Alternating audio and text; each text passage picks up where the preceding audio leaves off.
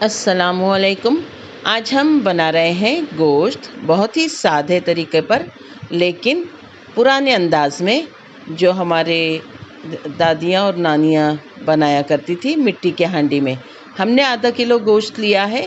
इसमें 3 बड़ी प्याज काट कर शामिल कर रहे हैं। गोश्त हमारा 50% गला हुआ है। खड़े मसाले शामिल कर रहे हैं हम।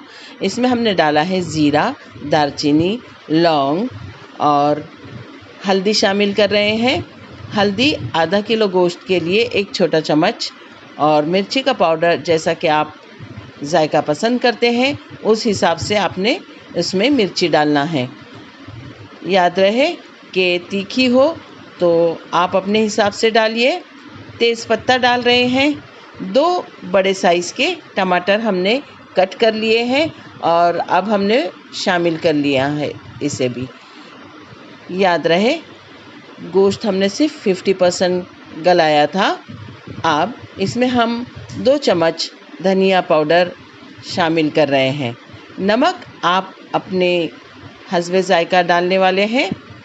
अदरक लहसुन का पेस्ट डालेंगे 1-1 चम्मच। इसमें अदरक लहसुन का पेस्ट जाएगा। और अगर आप चाहें दही आपके पास हो तो दही डालिए, या फिर आप इसमें 1 बड़ा नींबू कट करके डाल सकते हैं। नींबू डालने के बाद तमाम मसाले इसमें अच्छी तरह से हम चम्मच के ज़रिए शामिल कर लेंगे, और हमारी कोशिश यही रहेगी कि हम इसे थोड़ी थोड़ी देर से चेक करते रहें। और इसकी अगर कच्चेपन की खुशबू जाती है तो हम इसमें पानी भी शामिल करेंगे, ताकि हमारा जो गोश्त हमने 50% गलाया था वो मुकम्मल तौर पर गल जाए और बोटियों में मसाला अच्छी तरह से शामिल हो जाए। देखिए हमारी मिट्टी की हांडी में सालन पक रहा है। अब इसमें हमने 1 चम्मच कुकिंग ऑयल शामिल किया है। जब हमने स्टार्ट में गला हुआ 50% गोश्त डाला था तो 1 चम्मच ऑयल कुकिंग तभी भी डाला था इसमें, और 1 चम्मच बड़ा अभी डाला है। आप तेल, नमक और मिर्च उसकी कमी व बेशी अपने हिसाब से कीजिए। कच्चेपन की खुशबू जाने लगी है, इसलिए हमने इसमें 1 गिलास पानी शामिल किया है और इसे हमने धीमी आंच पर ढक कर पकने के लिए रख दिया है। अब आपने इसे दरमियान में कम से कम 2 से 3 मरतबा चम्मच चलाकर चेक कर लेना है कि मसाले ऊपर नीचे कर चम्मच चलाकर पकने के लिए छोड़ना है, ताकि तमाम चीज़ें सालन में अच्छी तरह से चारों तरफ मिक्स होकर पकने लगे। अब हमने इसे दोबारा ढक दिया है। जब आपको लगे कि आपके सालन पकने में चंद मिनट रह गए हैं तो आप इसे आटे की मदद से भी पैक कर सकते हैं, लेकिन मुझे इसमें बार बार चम्मच चलाना था, इसलिए मैंने इसे आटे से पैक नहीं किया है। हमारा सालन लगभग पककर तैयार है।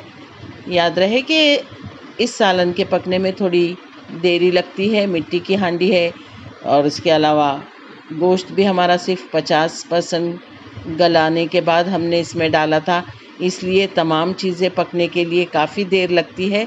लेकिन जब ये सालन बनकर तैयार होता है तो जायका माशाल्लाह बहुत ही लजीज बनता है।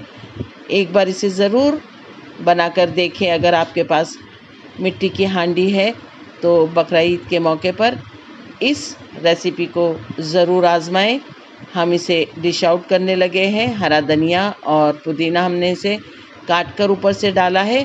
शोरबा हमने थोड़ा सा रखा है, क्योंकि इसे रोटी के अलावा चावल के साथ भी खा सकते हैं और बेहतरीन इसकी ग्रेवी बन जाती है, क्योंकि हमने धनिया, प्याज और टमाटर भी काफ़ी मिक़दार में डाले थे।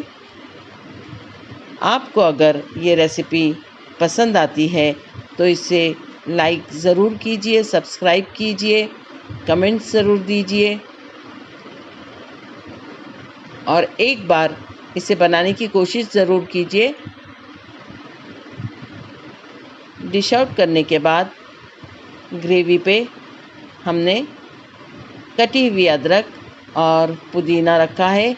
इसे सलाद के साथ, रोटी चावलों के साथ और नान के साथ खाने में बहुत ही जायकेदार लगता है।